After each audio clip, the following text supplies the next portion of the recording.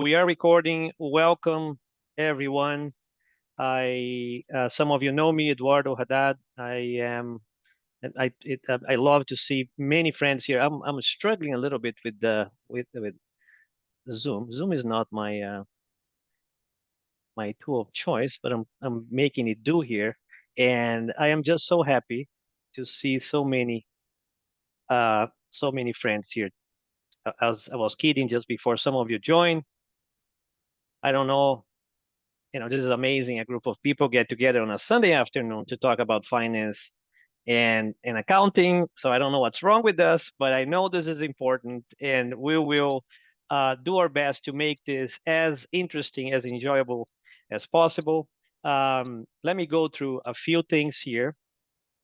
So first of all, we got a lot of people who signed up to join us today. I know last minute things happen, so if not, not everyone can join, that's fine. We'll be recording this, as you know, so that people can listen and watch. And I was kidding, if they feel they need help sleeping, I'm sure this will come in handy as well.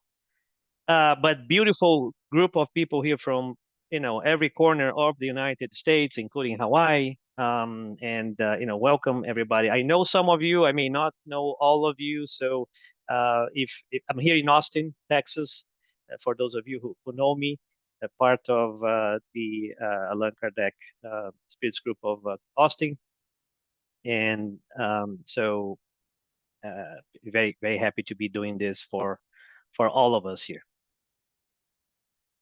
Important disclaimer, I work in finance, but I am not qualified as a licensed professional to be giving anyone any financial guidance. So this is an information session for all of us.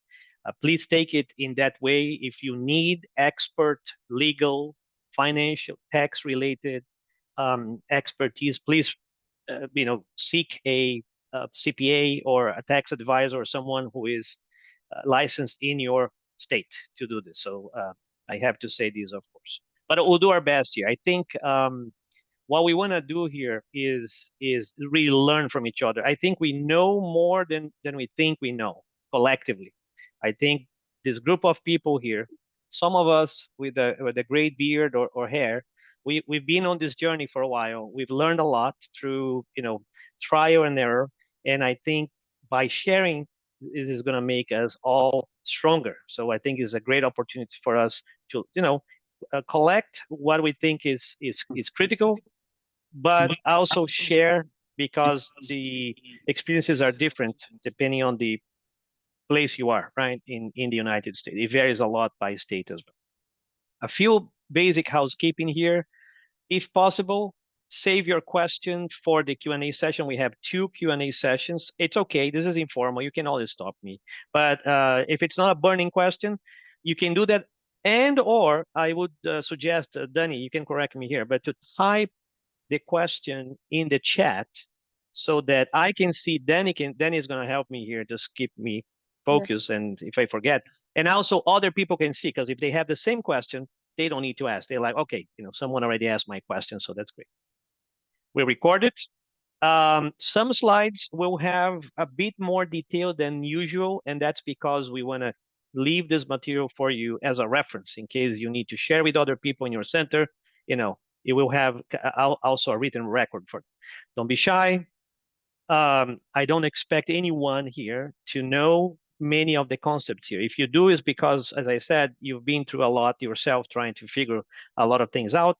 So feel free to stop me. You say, hey, Eduardo, you said something there that doesn't make any sense. I don't understand that. It's a new concept. Just please raise your hand. And Danny, if I don't see the hand, please stop me, and I will go back to the concept, okay?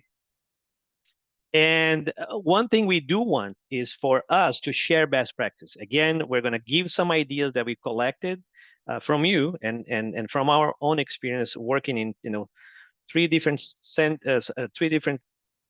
states in the U.S. I think 10 different centers. So, but meeting and working with all of you also. But we do want to learn from each other. We're going to cover a few things here, which we think are fundamental. again, this is not a course, but it is a good checklist of things that you should think about if you haven't, and if you are doing some of these things, some important reminders.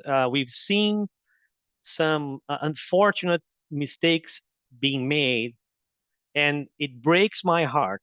And I mean this with all my heart. It breaks my heart when a center cannot continue its mission because of an administrative or financial issue that they couldn't handle, but they could have handled. And this is why we are doing this, is in the spirit of um, hoping to make us stronger and avoid things that we can do, and actually get help from each other here. There's a lot of great knowledge and willingness to help across the centers. We're going to talk about, how to make it simple in terms of automation, some best practices that we've learned about how to manage the center finances. And as I said, we have two Q&A sessions. The main goal here is to learn from each other and share ideas. Why are we doing this, right? So I have to give credit to Tanya. Tanya was the one who was pestering me. Said, Eduardo, we need to do, a finance webinar. I'm like, are you sure, Tanya? Nobody's gonna show up, especially on a Sunday. And I was wrong. I was so wrong. You're all here, and this is amazing. Um, but I truly think this is an inspiration because um, good financial stewardship is going to fuel our centers and our spirits movement mission. It's very material, it's very mundane, but we all operate in this material world, and we need to make the most of the time and of the resources that we have, and find the resources that we have so that we can all achieve our center's mission and our spirits movement mission. So and the motto here is keep it simple and transparent. I'm going to start by saying that the IRS and many state regulations have made it easier for us. Unless your center is is experiencing a significant amount of revenue per year, which would be a blessing, but many centers do not fall into that category. They have normally less than $50,000 on average for the last 3 years per year, and that makes it extremely simple to manage and to comply. So I just want to start by there. There's no reason to complicate it. Let's take advantage of what the tax system and the financial system offers us so that we can spend more time on the core mission of our centers. So I'll start with some basic corporate setup requirements. Again, this may not apply to everyone, but it should apply to most organizations that are here. Normally, and I always say normally, as I said, is not a 100% rule. Centers are set up as non-profit organizations. What does that mean? It means that they have a structure, and this is required. You need to set up a corporation in your state. Many of you have done that. And to do that, you need a board of directors. It doesn't need to be normally the same board of directors that are operating in your center. You need, in some states, 3, some states 2 people to be responsible for the center in front of the law, in front of tax. Again, this ideally would be 2 people or 3 people who are part of your board of directors, but they don't need to be. We'll talk more about that. If you have questions about that, we'll talk more about the implications of that. I do have a couple of things here that speak to that. And normally they have a bylaw document that records their purpose. If you don't know, if you're not still yet a corporation, if you're not a nonprofit and you want to do this, I'm sure we can share our bylaws. Again, another document that will make you sleep, but it's actually very helpful. It's the basis of setting up the corporation, and it's the basis of requesting nonprofit status. I'm sure AI can also help doing that. These days, AI can help you so many things. But again, I was helped personally when I needed to do this by another person who shared their bylaws, and it was extremely helpful. You need to incorporate in a home state, obviously, before you gain federal level nonprofit status, which is the next topic. So normally, once you incorporate in your state and you become a corporation, it's a little bit of a two-step process. You incorporate in your state. You're not a nonprofit yet. You then, in some states, you have to request federal 501c3 tax exempt status by the IRS. It's normally not a complicated process. There's some forms you have to fill. And once you get that, then you apply for state tax exemption. And many states will honor the federal tax exempt status. So they make it very simple for you to become tax exempt in your state. That way you don't pay state taxes or federal taxes. One important distinction, normally we should classify the centers as a charitable organization and not a church. It makes things simple in many ways. If we're going to talk about fundraising later on, some companies they do not favor churches in their fundraising matching, for example. So if we just leave it to the more general classification of charitable organization, that normally makes things easier, and it's you can classify it as such. There's no requirement to be classified as a church. As I said, state level exemption is normally granted based on your IRS status. So that's the 2 or 3 step process that I described. Once you do that, your typical filing requirements are not too many, but they need to be observed, and there are unfortunately negative consequences if you forget to file those, and some of us have, as we all know, and that's a problem. And I'll talk about those. So again, those are normal. They may vary by state, so please consult your state. Normally, you have an annual or biannual corporate filing. Normally, they are very simple. You just have to, confirm that you are still operating, that you have a certain level of revenue, and you do that with your local corporation entity, which is run by the state. You need to file your tax return annually with the IRS. Again, if your revenues have averaged $50,000 or less in the last 3 years, including the year when you are making your tax return, you only need to do what we call the 99N postcard. It's very simple. It takes literally 10 seconds to do it, right? So I see people nodding their heads. And it's average. What does that mean? If you had $40,000 in year one, $60,000 in year two, and you are back to $40,000 in year three, it still qualifies. Even if you had your 60, if you went over 50K, if the average of the 3 years is still low, equal or lower than 50K, you still qualify for the 99 and postcard. Good. You may have other state level filing requirements. Again, you have to check with your state. Unfortunately, it's not the same set of rules for everybody. And the last one here is something new that's emerging, and we like to bring awareness for some emerging trends. Some centers have had at least threats of being sued by people, and that's unfortunate. And we don't want to see, again, as much as we don't want to see any center disappearing because of financial management, we don't want to see them disappear because they were sued by God knows who. Someone who, is having a difficult time and they decide to sue the center. Because normally, the nonprofit entities are by default protected. There is a provision federally that protects directors in volunteer nonprofit organizations. But I would suggest you also consider having D&O insurance. It's normally not expensive, and what it does is a next layer of protection in case you are sued, and because if you are a director of the center, you are liable for anything. If another director makes a mistake and exposes the center in any way, shape, or form, You may be sued. Having an insurance protects you against that. There is one company that's called, let me see if I can move this, but it is called NIA. So it is Nonprofits Insurance Alliance.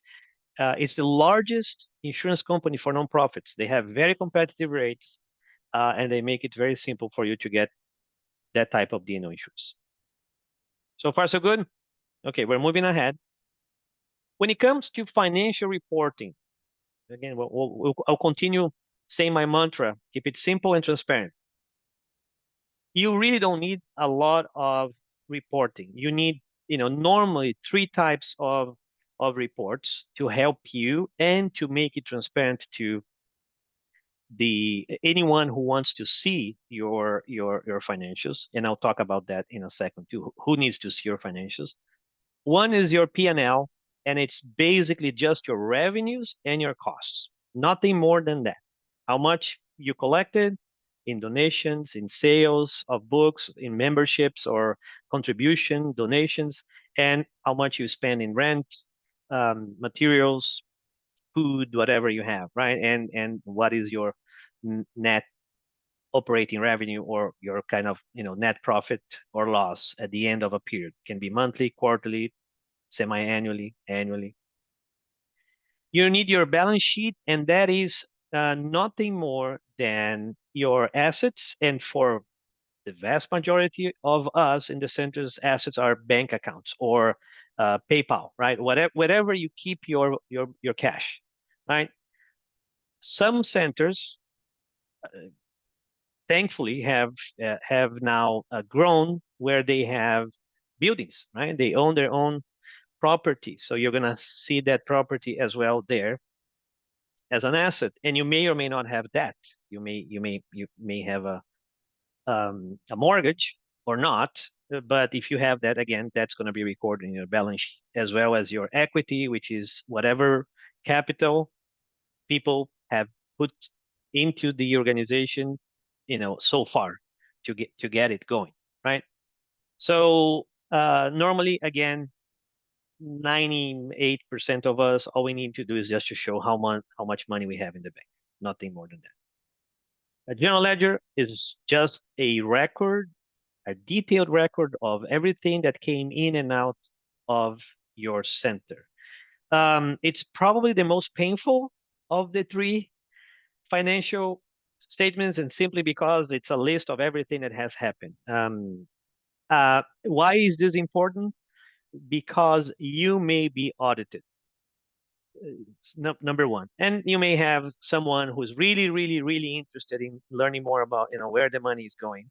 This is, I mean, you don't need to show this. You can show the P&L, but if you get audited, and we can, if you are a corporation, you can get audited. I haven't heard of a center that has been audited, but that doesn't mean that we will never get audited. So you do need to have some basic records there. We did ask you in our survey, and thank you, Danny, for doing that.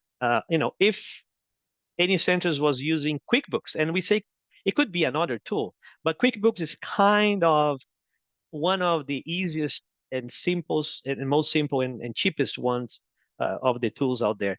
And interesting enough, almost one fourth, 25% almost of all centers who registered, and we had 30 some centers registering here, are using QuickBooks. So this is becoming more prevalent. And for those of you who we're not going to teach QuickBooks here, but if you are interested, we do have a intro to QuickBooks.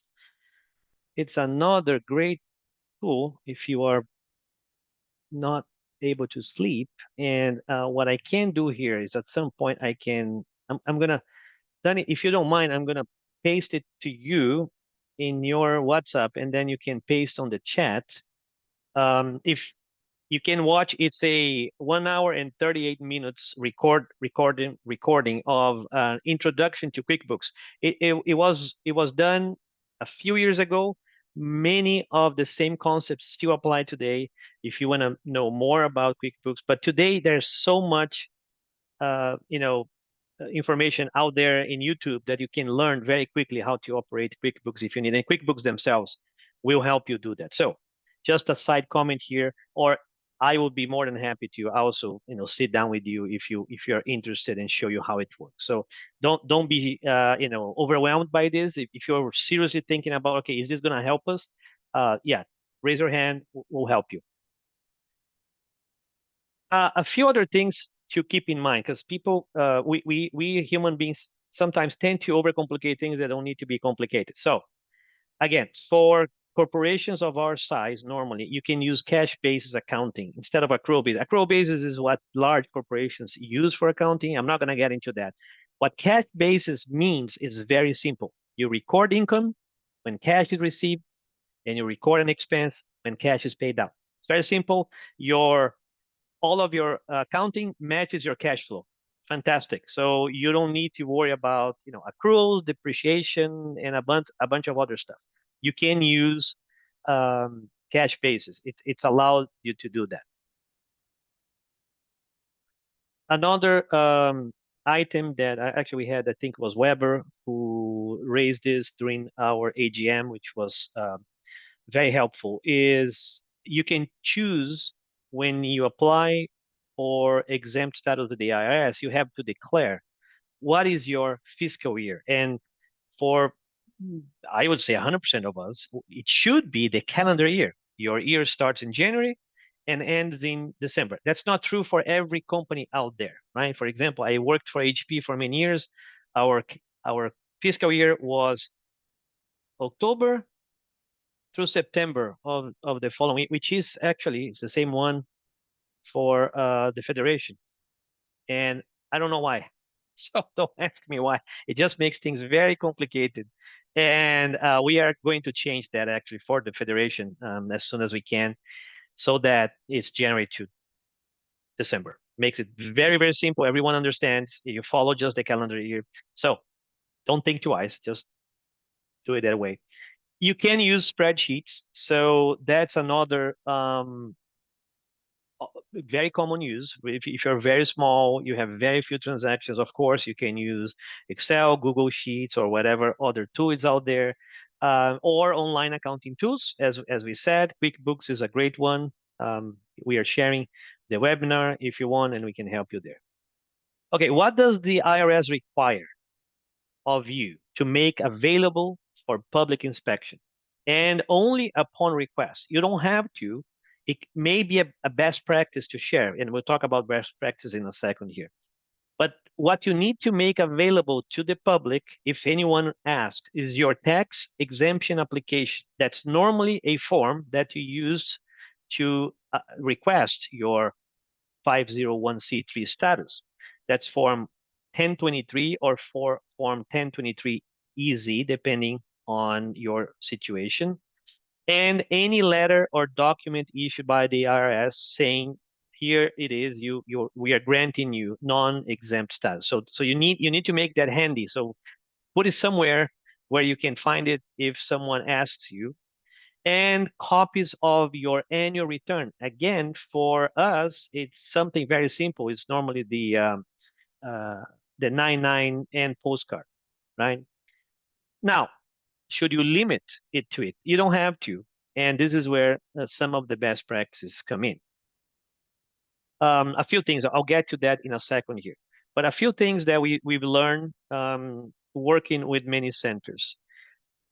Some centers have faced some complexity when they have to move, and many centers have to move from time to time, right? Rents get expensive, or now the members of the centers are in a different part of the city, so you decide to move, and that creates complexity because if your physical address is tied to everything that you do, your bank account, etc., you have to update it everywhere, and sometimes it's a problem. What many centers are doing, including the Federation these days, is adopting a virtual address. That's a mailbox that looks like a regular address. And there are companies that offer that. iPostal is one. Mailbox, Anytime Mailbox is another one.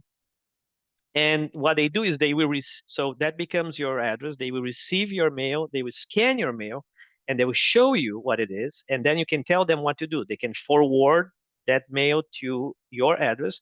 They can discard it. They can scan it and send you the scan. So it makes it very simple, and you never have to change your address. So if you move your center, you can still keep that address from an administrative perspective. So obviously, I'm talking in terms of your bank account, your filings, and many states allow you to do that. Washington D.C. does not. So I'm just saying because we are having an issue in the federation where we are having to move our corporation from Washington D.C. to Texas because of that problem. They require a physical location, and we don't have a physical location in Washington D.C. So now we are moving to a virtual address in Texas. Someone asked, because when we did the registration, we had one place for you to put questions. Someone asked, how do I manage if I have multiple sources of income? How do I make it simple? Again, online tools such as QuickBooks allows you to link a number of different sources. If you receive money via Zelle, PayPal, Venmo, etc., normally QuickBooks will connect to those accounts and will bring all the accounting together, and you can automate all of that. So that's one way to simplify, managing different, kind of, sources of electronic income. And the other best practice here, we'll talk more about that later, is sharing your financial updates in your volunteer meetings or your AGM type meetings. Your once in a while you kind of some centers do that with the public, and that's a way to create awareness. We learned that there's a lot of members of our centers who are eager to engage and help, and they don't know how.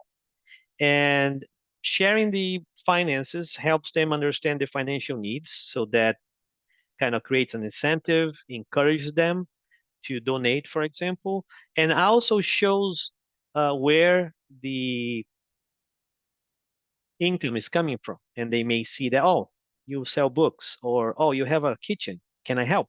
Right? Can I volunteer on those areas? So it's one way for you to also instill that sense of volunteering in your centers. I'll pause here.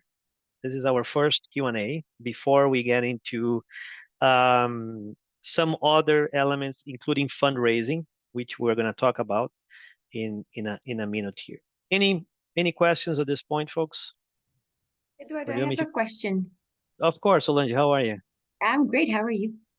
Good Thank you so much for doing this. This is wonderful. Of course. So my question is on the documents we need to have available for public inspection.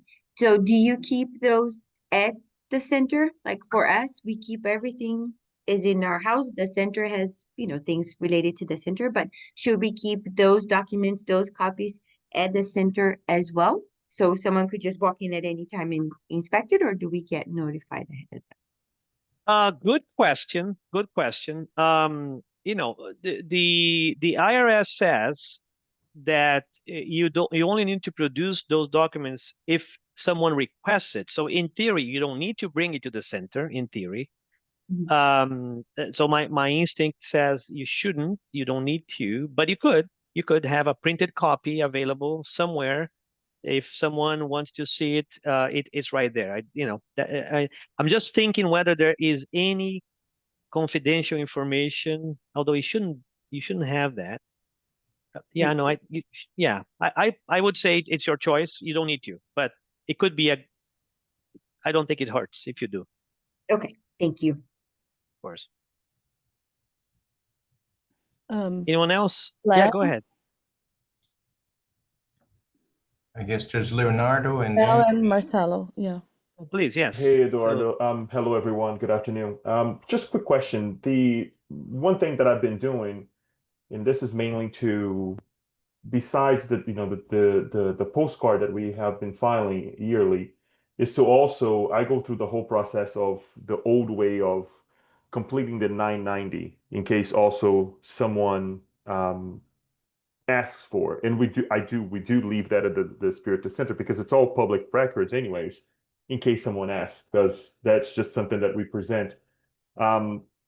I just want to confirm one thing. Once the postcard is done, because I haven't filed with the IRS the 990 anymore, I just completed with all the schedules and everything when it asks, just for formality of having that broken down so everybody can see it. And that usually helps me as well with the verifying the status of the 501c3 when it gets to the end of it.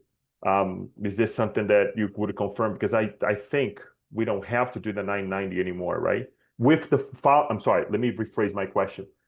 We don't have to file with the IRS the 990, correct? So let's thank you for that, by the way, Leonardo. You just actually prompted me to say something I should have said, and I didn't. That was a mistake. So let me start with that before I forget. So if you don't file something, we'll get to the something in a sec. But if you don't file something, if you are a nonprofit corporation, 501c3, and you don't file with the IRS for 3 consecutive years, you lose your nonprofit status.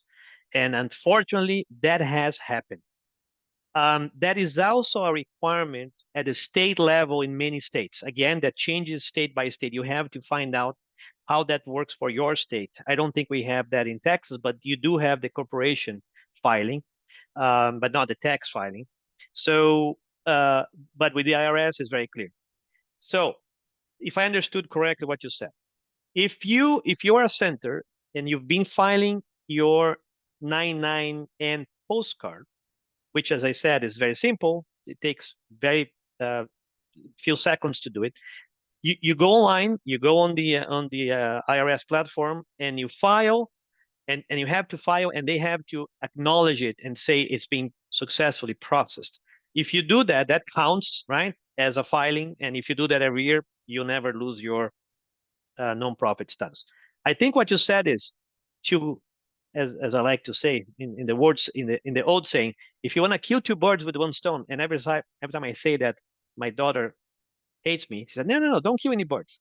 But if you want to kill 2 birds with 1 stone, you can do what you just said. You can use the 990, which is, correct me if I'm wrong, it's slightly more detailed, but now you are using that not only to file it, you do have to file it with the IRS, but you're also using that as your, as your document that you can share at the center, right? Right. With all the details. Quick correction. About 3 years ago, exactly, I did file the 900 EZ, which is the old way. It's the full blown thing, and we received a message saying, no, you need to file the postcard.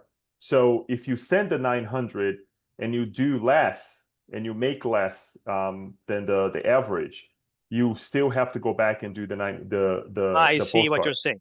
Okay, Yes. yeah. What I was saying is, and now you confirm, because, well, I guess I confirm myself, because if you're making less, then you really don't have to do the whole thing. But again, because of the formality, the documentation that we like to keep at the center in case somebody goes crazy and says, well, I shouldn't say that. They are entitled to do so, especially for those who are, helping financially, right? So anybody can ask and say, well, let me see what's going on. And through that document, they can see where the money is going as well, besides the other forms that you presented as well. So That's correct. That's correct. Now, I think just one last comment here, because I think that's interesting. Because of all the efforts that the government is making to simplify things, right? All the Doge and all the stuff that has happened with Musk and everything, they may actually, as you said, they may be forcing us to use the simplified process, even though even if you want to use the more detailed process, just because they want to keep it simple. But let me say this one last time so that there's no confusion. It's mandatory. Even if you make less than 50K a year and you don't pay any taxes, well, you're not going to pay any taxes anyways. You do need to file the postcard. That's clear, right? You do need to do that, because Okay, cool. The IRS needs to know that you are still operating and that you acknowledge that, hey, I made less than 50K. Cool. Thank you. Marcelo.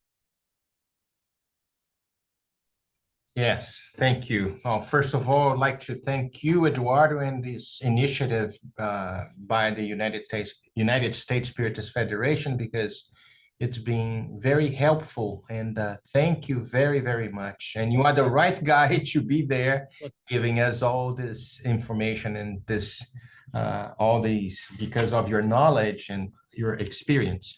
I have let's see. I have only two questions. That I wrote regarding some centers here. For example, one of the slides that you present, you show the fundamental financial reporting, basically P&L, balance sheets, and general ledger, right? We do in our center, in our federation, we do every month. So just to keep up by the end of the year, things are easier, simply combine everything. But there's certain centers, they don't follow up in every month. Since they are 501c3s, do you think it's necessary for them to do this every month in case of an audit, or they have to rush? No, yeah? No, you don't need to. So that's a very good question. Thank you. And just responding to your first part, as I said, I don't know what I did to Tanya. She was the one who, no kidding. This is a pleasure to do. But we have to thank Tanya, who really said, "Hey, Eduardo, I think we need to do this." So thank you. In terms of the good question you asked, Marcelo, I think so. It's interesting, right? Purely from an IRS perspective, the only requirement is the annual reporting, which I agree with you. I mean, you don't, from practical purposes, that doesn't really work, right? I mean, if I would wait a year to do all the accounts for the federation, I'm sure I would lose my job. First of all, second, I would probably not know what's happening, right? You cannot keep track of it. So I think we keep those two things in balance. So just clearly from a federal perspective, you don't need to. Certainly don't need to do it every month. I think from a best practice perspective, you can choose how often you do depending on the number of transactions, right? You can do it monthly, you can do it every quarter. And how often do you want to share that with your members? I think that is one question that now more recently has come up. And we've seen some good examples of centers sharing that, as I said before, with the members as a way to inspire and to engage the public in perhaps being more of a formal, consistent member donating, or saying, can I help? Right? Can I help your kitchen? Can I help with your library? Can I help with something here? So you may want to do that more frequently, right? Just so that, I don't have a recommendation as to how often. I want to hear from the team here. So I know some of you have been doing this, and I don't know what works best for each one, but it's probably, more frequently than not. No, I think you answered the question, and you pretty much answered the question. What some center says, like Marcelo, since I don't have anyone in-house inside of our center that conduct this work, we have to hire a bookkeeper or maybe an accountant, and this costs money. And in order to save this every month for the bookkeeping, they says, like, you know what? By the end of the year, we throw everything to the accountant. Well, that's the reason of the question. Yeah, you can do that. Yeah, you can do that. I mean, you're right. You can. There's nothing that I get you. You can do that. Absolutely. Second question. For example, you mentioned about if your state regulation allow adopt a virtual address, and you mentioned that the mailbox, iPostal, and everything else. A question is, do you see any problem, for example, if one of the director of the center put the mail address, or for example, is his or her house, personal home? Yeah, no, I don't see that as a problem. It's not a problem. Certainly not a problem. It's more of an inconvenience. I know. And yeah, right? And we've experienced that, right, personally, as you know. So when that individual moves or the center moves, everyone scrambles. But no, there's no issue in doing that. No, it's an inconvenience only. No Okay. issue. Yeah.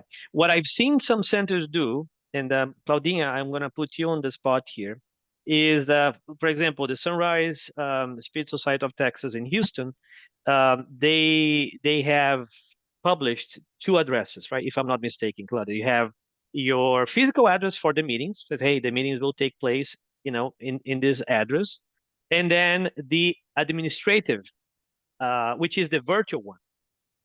It's there if anyone, I don't know, needs to send a check or a document or something, it goes to that address. Because normally for some centers, especially if the space is shared, right? They don't occupy that space every day.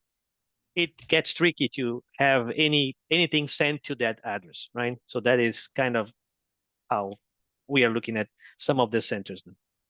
Question answered. Thank you, sir.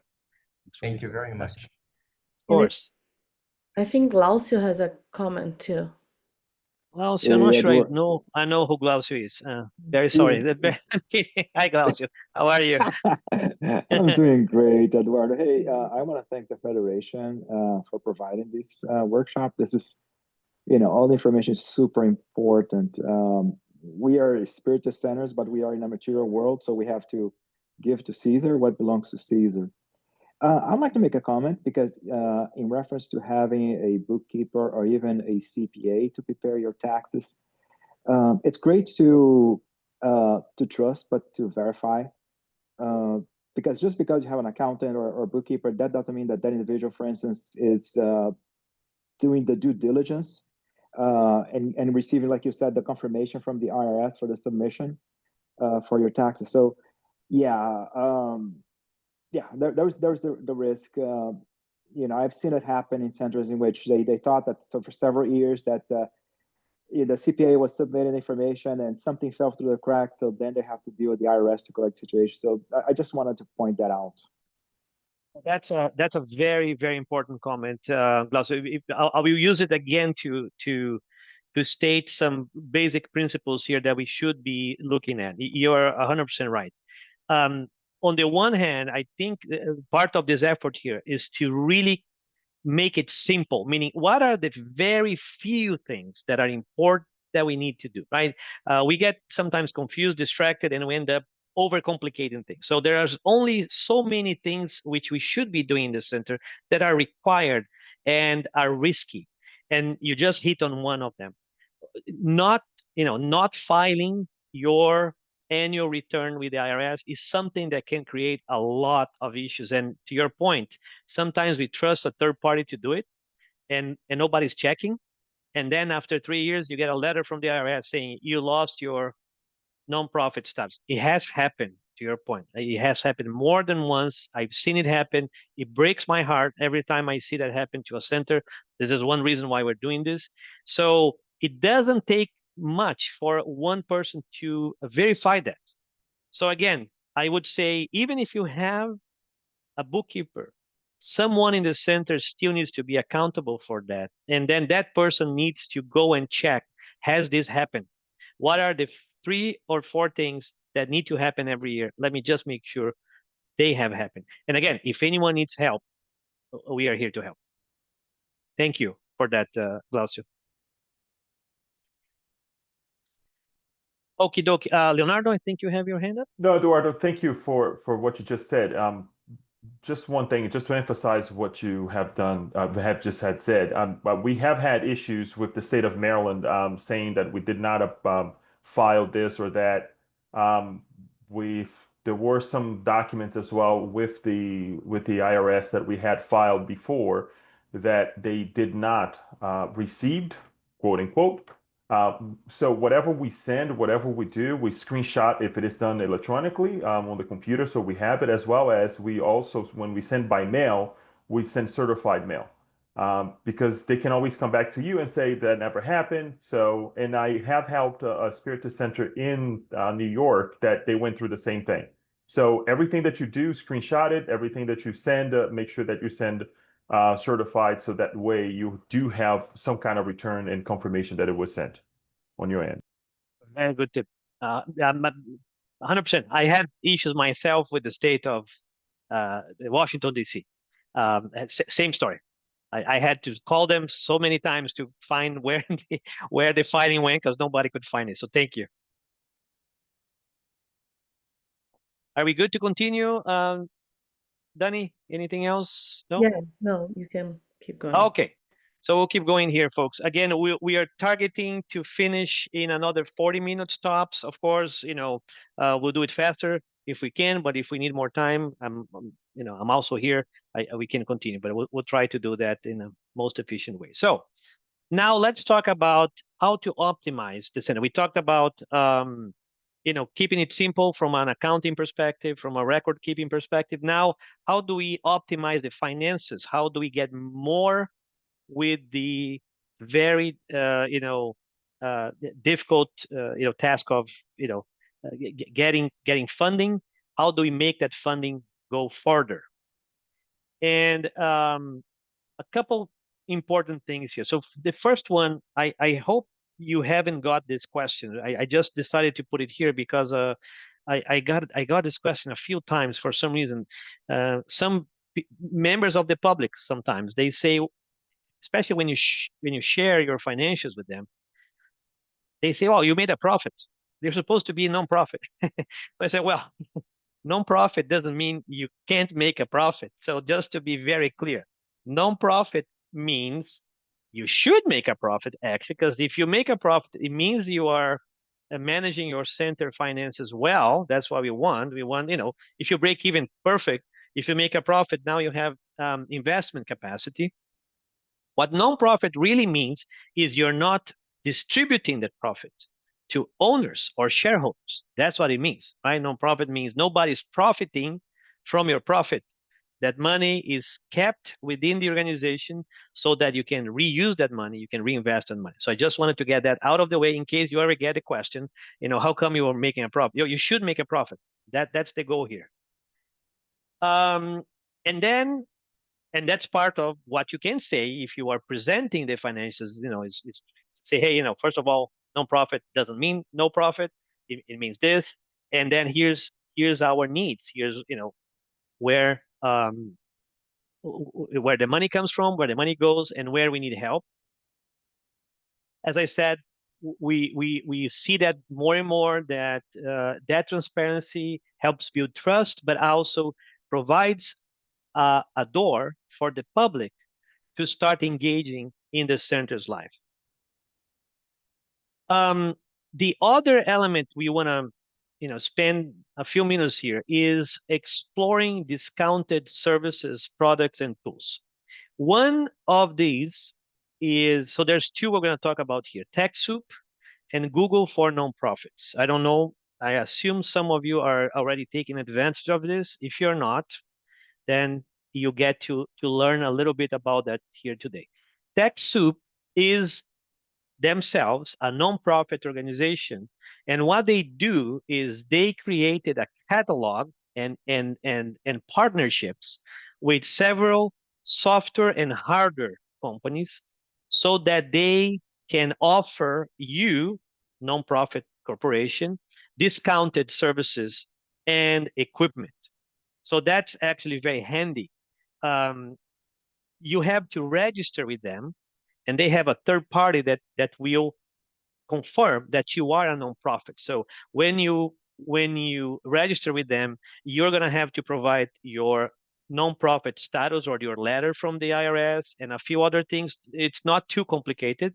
And once they grant you access, then you can get a number of products with a discount. Sometimes very deep discounts. So you can get Microsoft products, for example, Microsoft Office, QuickBooks itself, Adobe products, for example, Zoom, DocuSign, Autodesk. So there's a large catalog of software that you can get with some very deep discounts. That helps. Hardware, you can get hardware, computers, monitors, accessories from Dell, Lenovo, HP, Mobile Beacon. I don't know who they are, but I know they are there. So again, something for you to look at once you have your nonprofit status. It doesn't hurt. It's free for you to register with them. It used to be free. Actually, I have to take that back.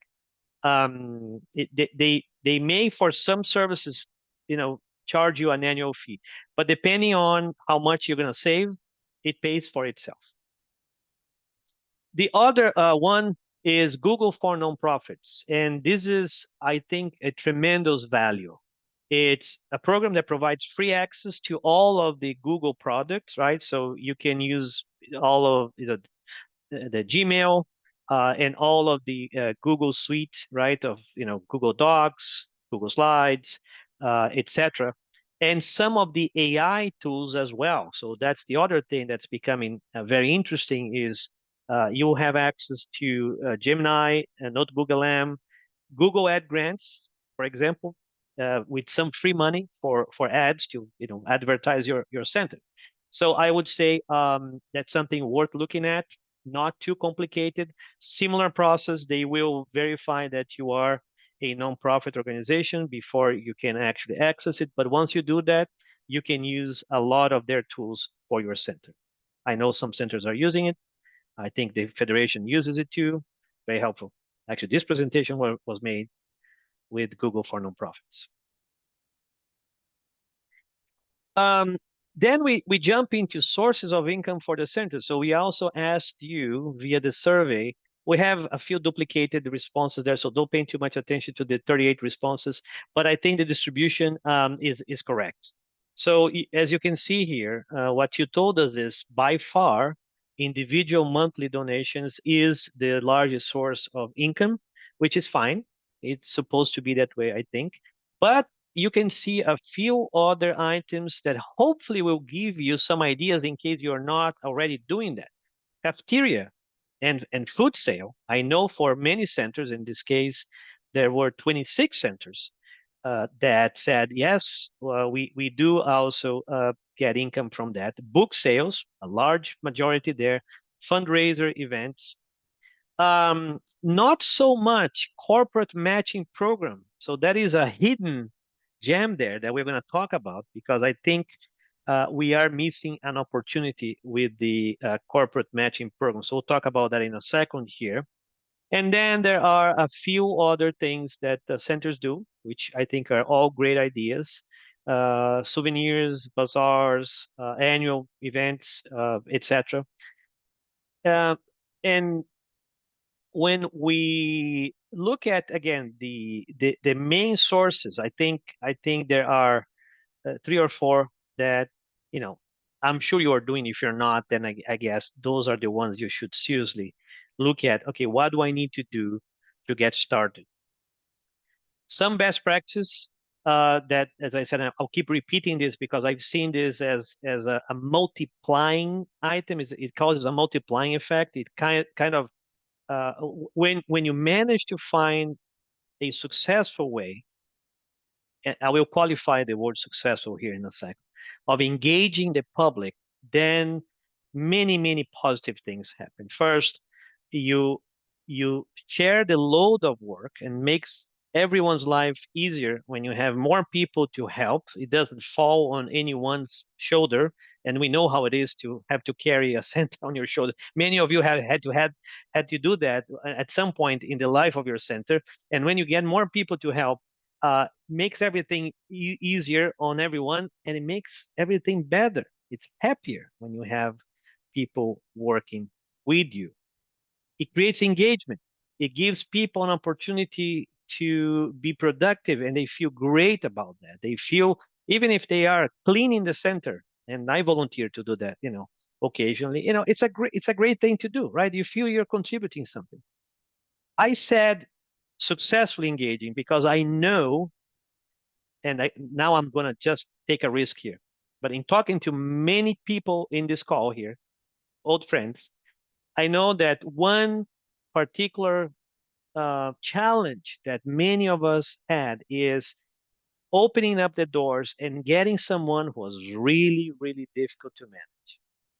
I'm sure it has never happened to any of you in your centers, but sometimes we do have that one individual that makes life really, really hard, and we're like, and creates this bias against um, you know not opening up too much. So we can talk.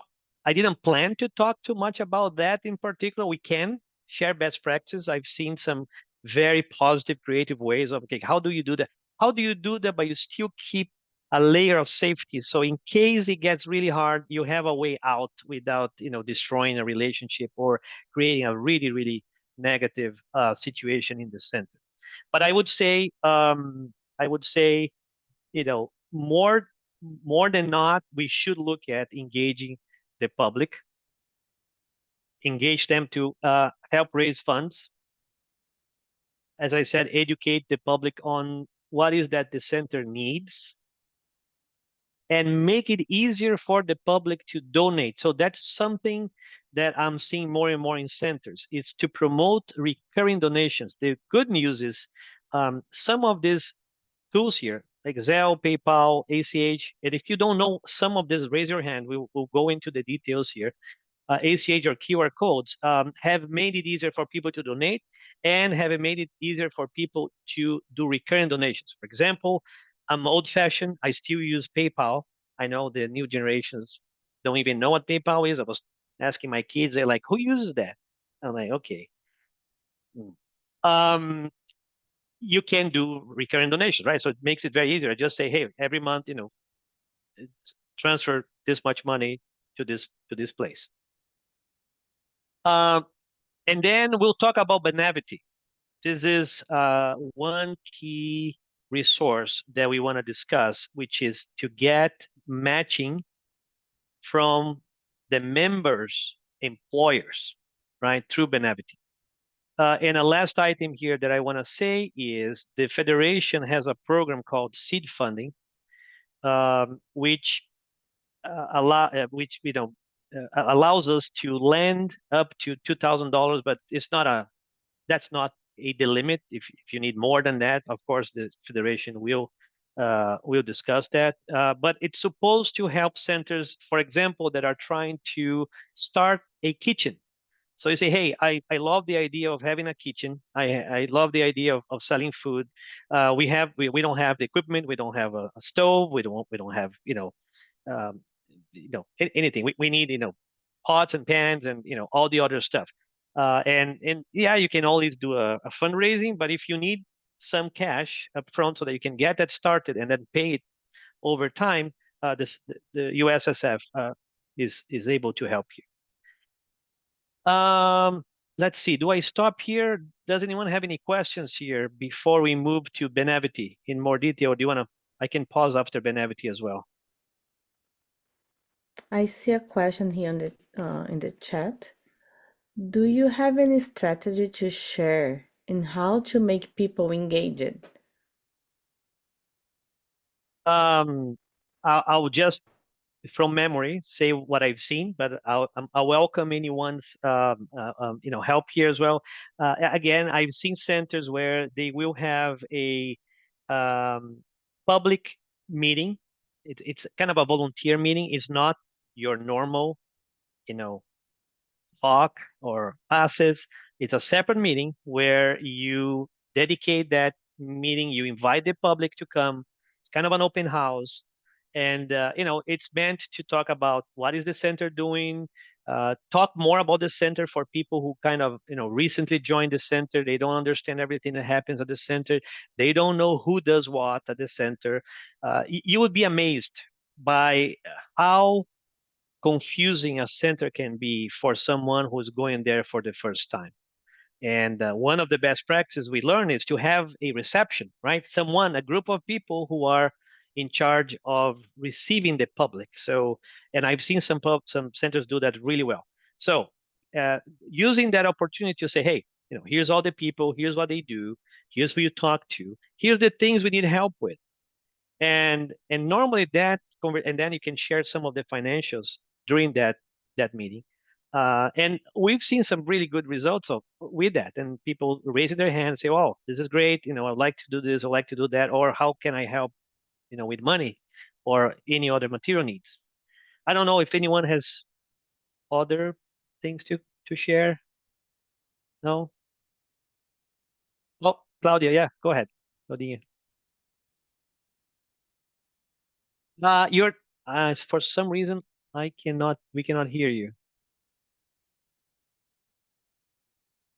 No, no, you may need to rejoin us. Yeah, we'll wait for you. Don't worry. Okay, okay. Well, you can always rejoin, and we'll take your question. Thank you. Or you can write on in the chat. You can also, yeah. It's more work to type, but and we love to hear your voice. But cool. Stop us at any time. So I'll keep going here. We will have a Q&A session again in a few minutes here, so we can always go back there. Let's talk about Benevity.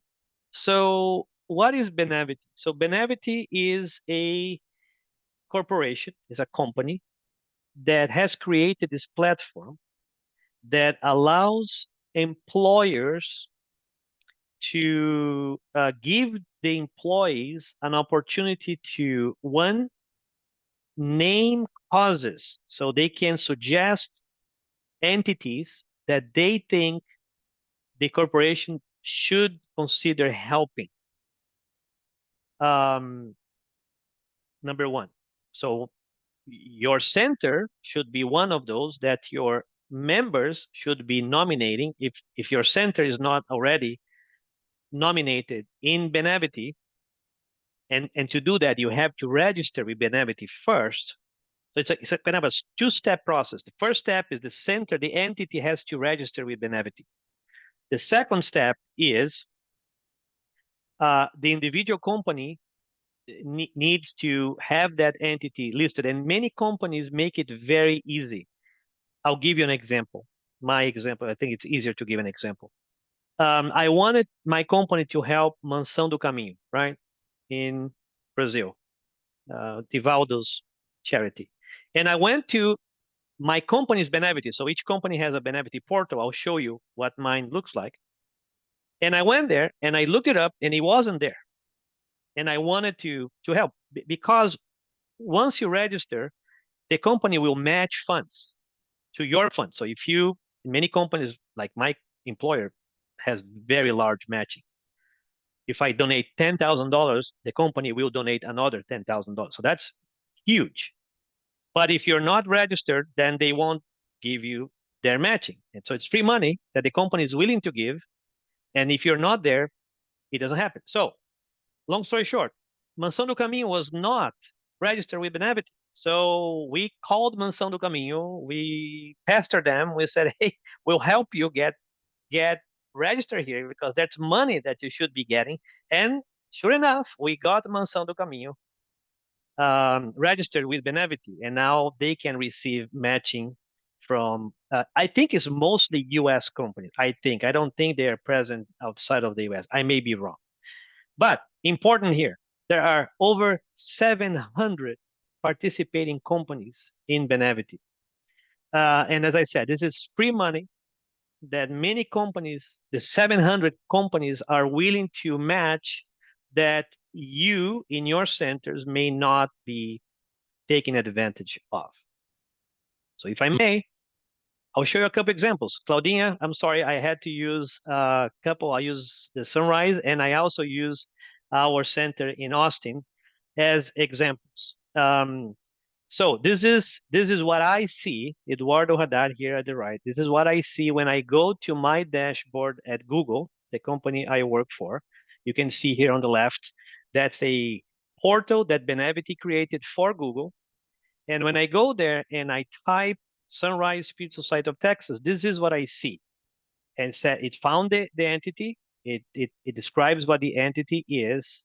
It shows the website. It shows that there is a matching offer, and that means that it's 100% matching here at the bottom. So that means that if I click donate now and I donate, and most often you can donate via paycheck, like they will deduct from a paycheck, or you can donate with cash or with a credit card, then the company will match that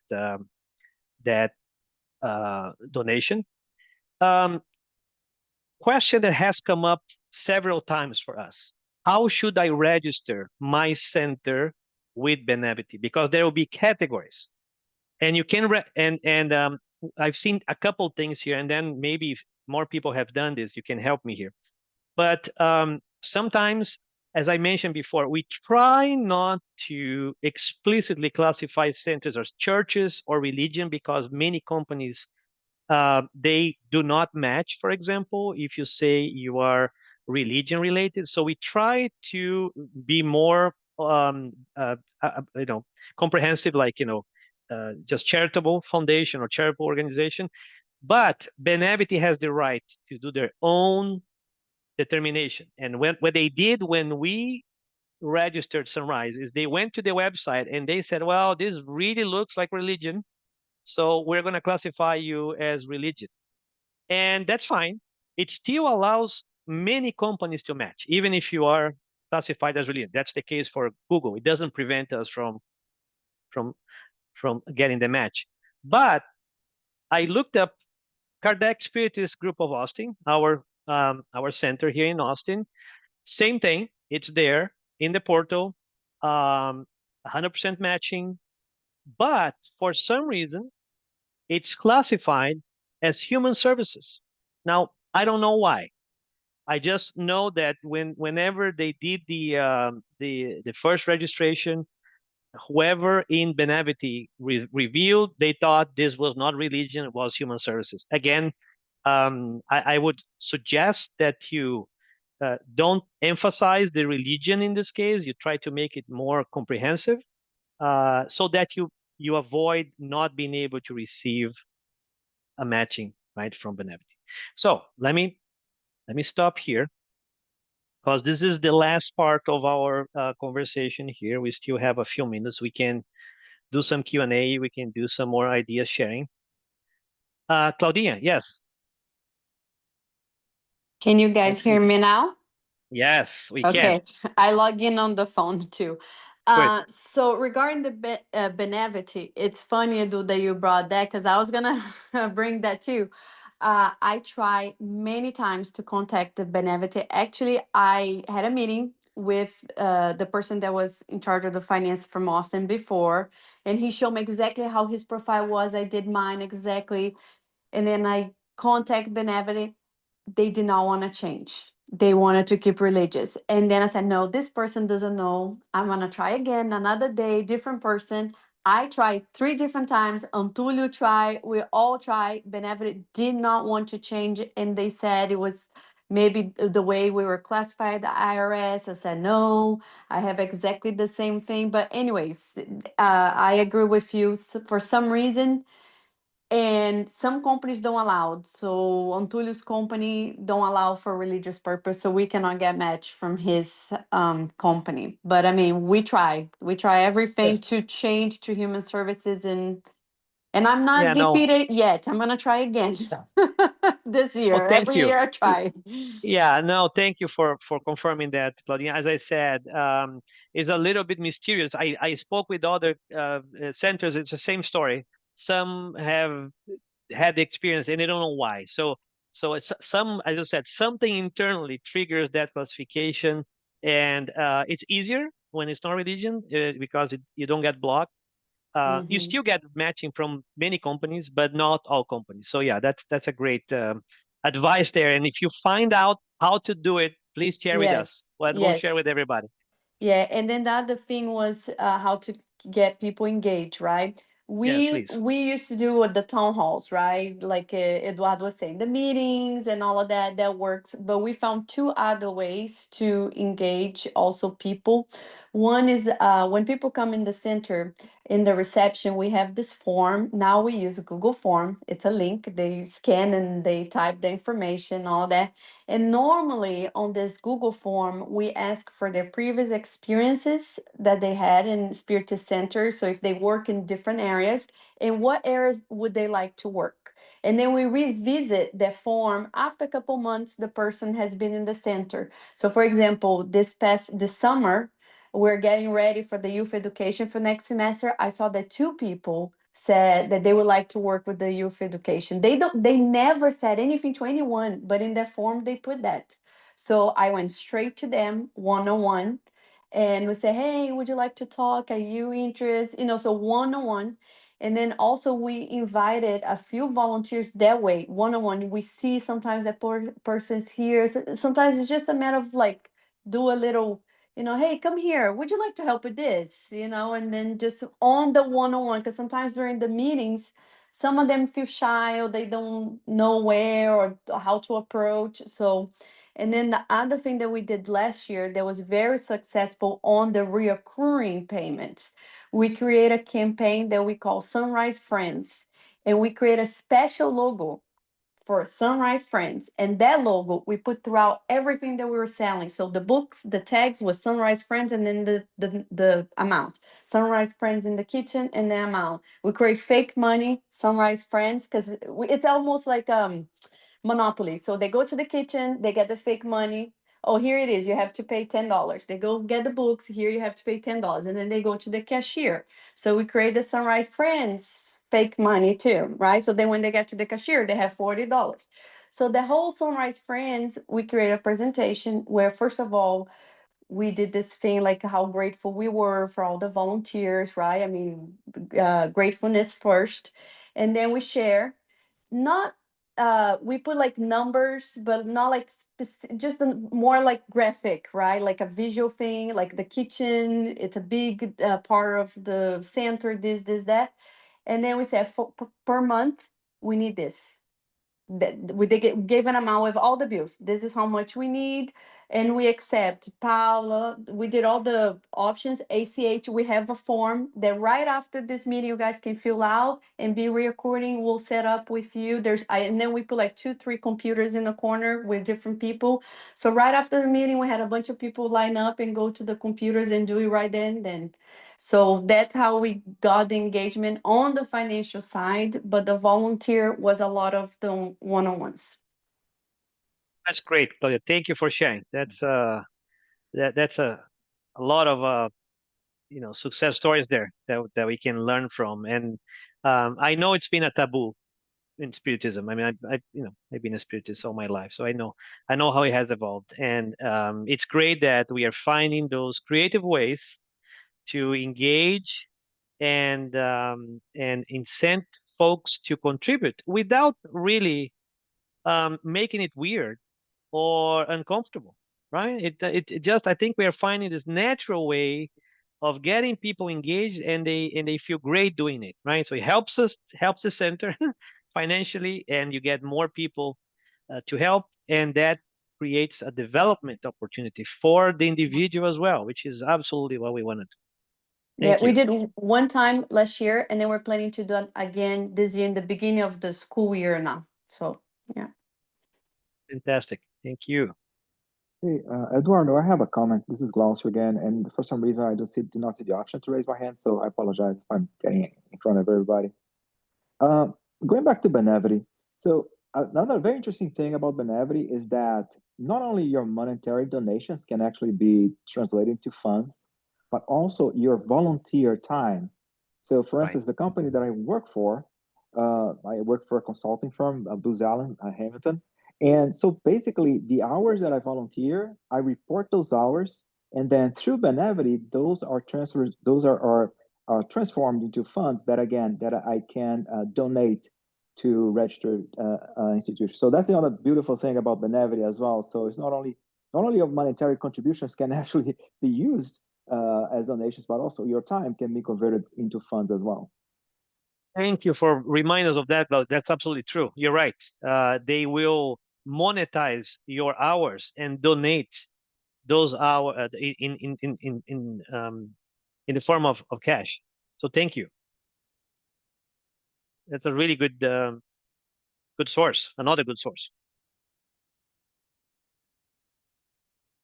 Anyone else, folks? Any other questions? Any other ideas? Any major concern? I think, as I said, we have an amazing group of people here that have, through, as they say, through sweat, blood, and tears, have gone through a lot of stuff, and have learned so much, and are eager and willing to share. Claudia, I see your hand up. Is it still this? Is a new hand, or is it an old hand? It's a new hand. Okay, good. No, it's just regarding fundraising because we have tried, the feijoada during the anniversary. We try movie night. We tried a few things.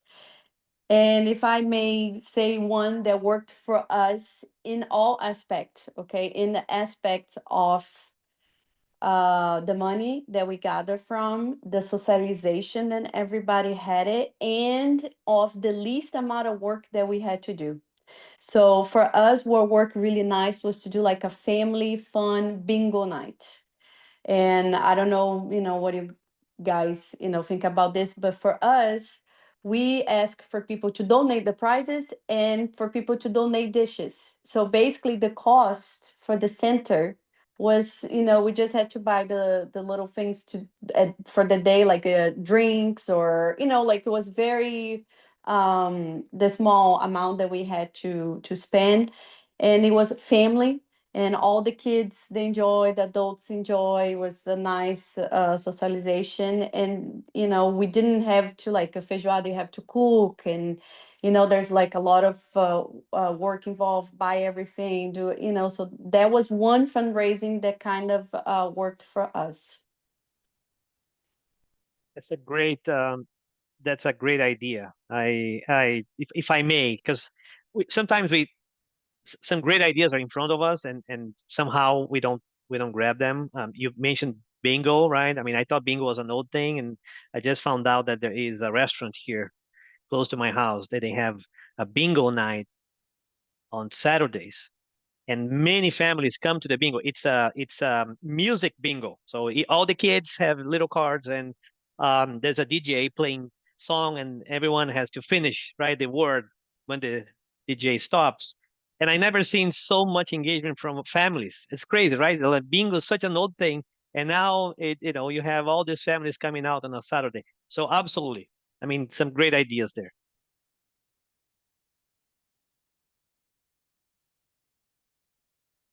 Anyone else, folks? I mean, again, we basically got to the end of our official programming, our content.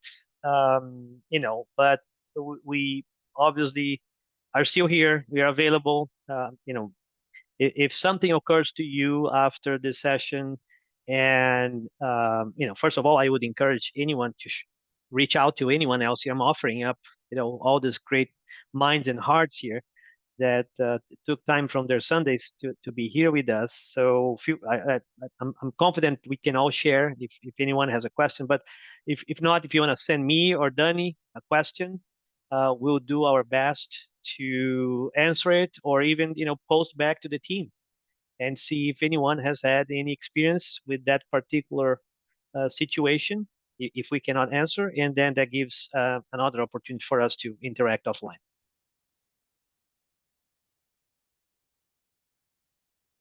Okay, Danny, I think I'll take it to the end then. Is that okay? Is there anything else that you have there for me? No, there is only one question here. Yeah. In the future, can we have a practical workshop on basic financial reporting?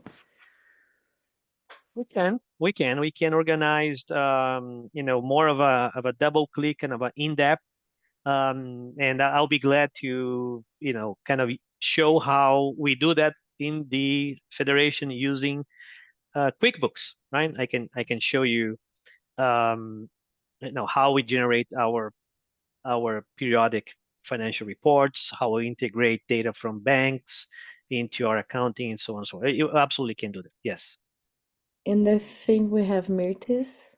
Oh, Mirtis, yes. Hi, Eduardo. How are you doing? I'm doing well. Good to see you. Thank you for doing this. Of course. The question that I have is for anyone. Is there any center that invest their savings? Oh, good question. I'll start with the federation.